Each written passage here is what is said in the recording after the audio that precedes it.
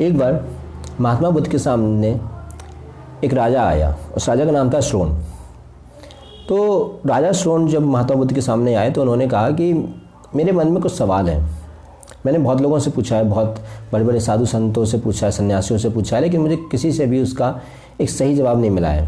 क्योंकि वो जो कुछ भी जवाब देते हैं उनके जवाब में एक और सवाल उठ के आ जाता है। तो मैं उनके जवाब में फिर से प्रश्न पाकर फिर से परेशान हो जाता हूँ और मुझे एक संतोषदायक, एक सेटिस्फैक्ट्री जवाब कहीं से नहीं मिल रहा है, किसी साधु सन्यासी से नहीं मिल रहा है।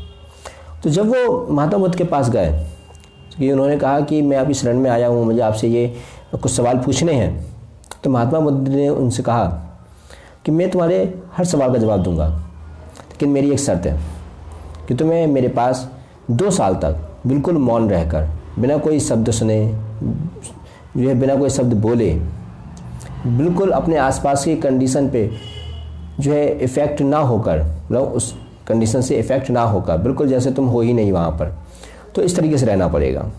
तुम्हें किसी चीज़ पे कोई रिएक्ट नहीं करना है, बोलना नहीं है और सिर्फ अपनी ज़िंदगी से मतलब रखना है, लेकिन शब्द एक भी नहीं बोलना है, मौन रहना है। कुल मिला की बात ये थी।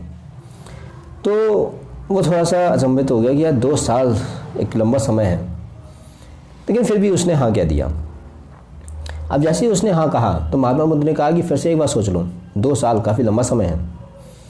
तो फिर भी उसने कुछ मन में विचार किया और इतने में ही पास में एक पेड़ के नीचे महात्मा बुद्ध का एक और शिष्य बैठा हुआ था जिसका नाम था भिक्खु।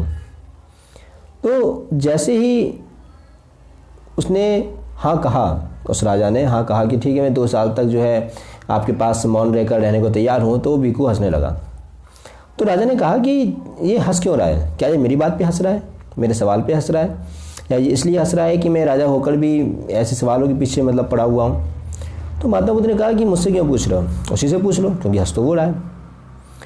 तो भिक्खु के पास गया, उस जो शिष्य बैठा हुआ था पेड़ के नीचे, तो उसके पास गया तो उससे पूछा कि तुम हंस क्यों रहे हो?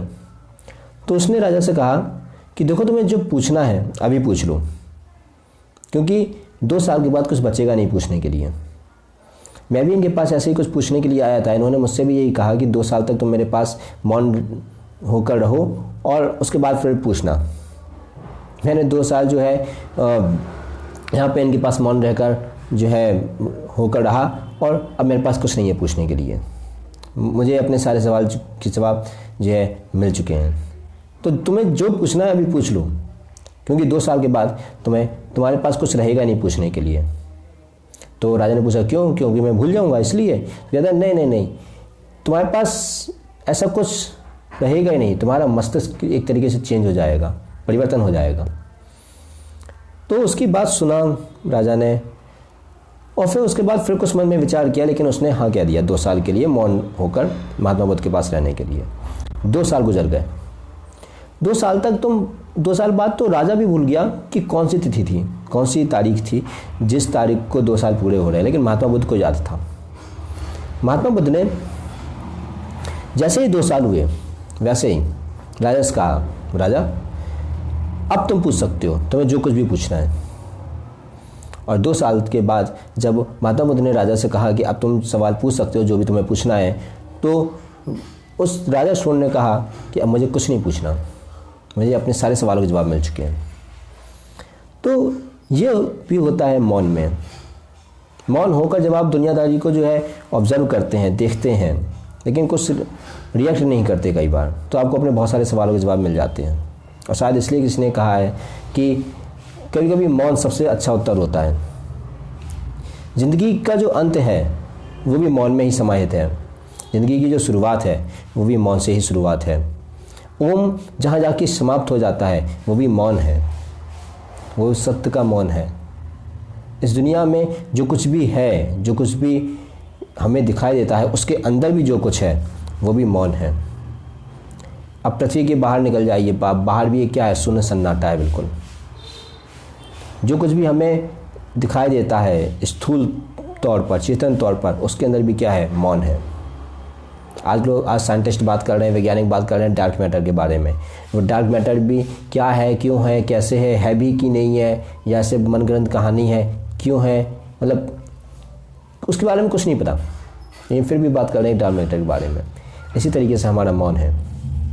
जब इंसान सबसे ज़्यादा परेशान होता है तो इंसान को कुछ समय के लिए मौन रह लेना चाहिए, और कम से कम तब तक कुछ नहीं करना चाहिए जब तक कि उसका मौन उसकी मन की शांति में जो तब्दील ना हो जाए, उसके मन की शांति में जो है ना परिवर्तित हो जाए।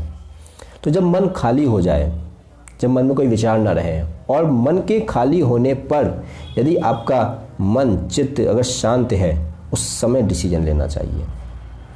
जब तक आपका मन शांत नहीं है तब तक कोई डिसीजन नहीं लेना चाहिए।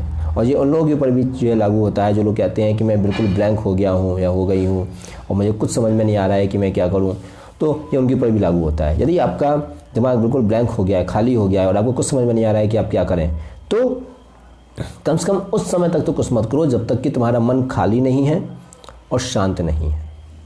खाली होना और शांत होना, ये दो कंडीशन। तो अगर आपका मन शांत नहीं है और खाली नहीं है और आपका मन उद्गिन्न है, मतलब अशांत है, तो उस समय तक कुछ ना करें। आप लोगों से बात कर सकते हैं, लोगों की बात सुन सकते हैं, कहीं घूमने जा सकते हैं या कुछ और कर सकते हैं, लेकिन उस स्थिति तक कुछ ना करें जब तक कि आपका मन खाली नहीं होता और शांत नहीं होता। और अच्छा है कि आप किसी ऐसे इंसान के पास रहें या ऐसे इंसान से बात करें, ठीक है, जिससे बात करके भी आप खामोश होकर भी आप उससे बात कह सकें और वो आपकी बात सुन सकें। या कोई ऐसा इंसान हो आपके आसपास जो आपके सब अल्फाजों से ज़्यादा आपकी खामोशी को समझता हो, तो आप उस इंसान के साथ कुछ समय जो व्यतीत कर सकते हैं, बिता सकते हैं। उससे आपको हो सकता है कि आपका मन खाली भी हो जाएगा और आपका मन शांत भी हो जाएगा। तो मौन में वाकई में बहुत शक्ति होती है। कभी ट्राई करके देखिएगा। कभी अपने शहर में पैदल ही मौन होकर किसी भीड़ भाड़ वाले जो है जगह पर चले जाइए जहाँ आपको किसी से कोई लेना देना नहीं हो।